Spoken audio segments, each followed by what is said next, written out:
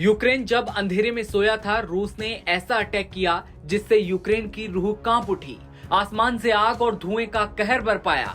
Ukraine के राष्ट्रपति Vladimir Zelensky ने बताया कि ये अब तक के सबसे बड़े हवाई हमलों में से एक था। 550 से ज्यादा हवाई लक्ष्य, 330 घातक ड्रोन और बैलिस्टिक मिसाइलें, जिन्होंने यूक्रेन की राजधानी कीव को खून से नहला दिया।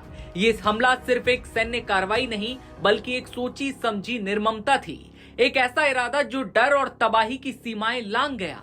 हमले के बाद यूक्रेन के राष्ट्रपति जेलेंस्की ने शुक्रवार को बताया कि रूस ने यूक्रेन पर अब तक के सबसे बड़े हवाई हमलों में से एक को अंजाम दिया है। इस हमले में कुल 550 लक्ष्यों को निशाना बनाया गया, जिनमें कम से कम 330 रूसी ईरानी शाही ड्रोन और बैलिस्टिक मिसाइलें शामिल थीं। जेलेंस्की ने सोशल मीडिया प्लेटफॉर्म एक्स पर लिखा, रूस का ये हमला जानबूझकर किया गया, बेहद बड़ा और निर्मम था।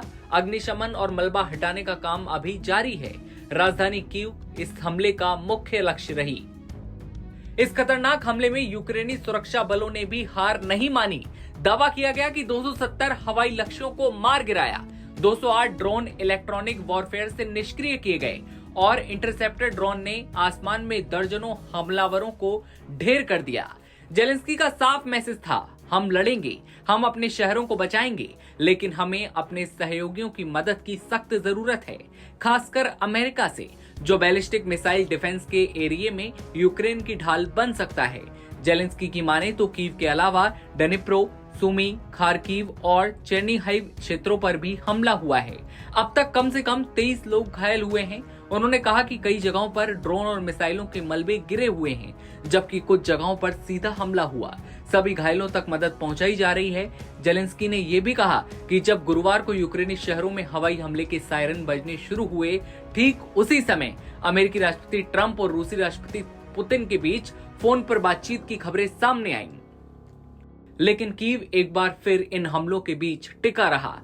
लेकिन सवाल वही है, आखिर कब तक, और क्या अगला हमला उससे भी बड़ा होगा?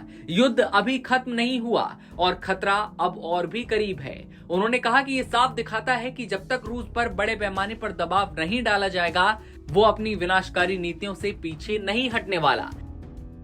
हर हमले के जवाब में रूस को कड़े प्रतिबंधों और आर्थिक झटकों का सामना करना चाहिए।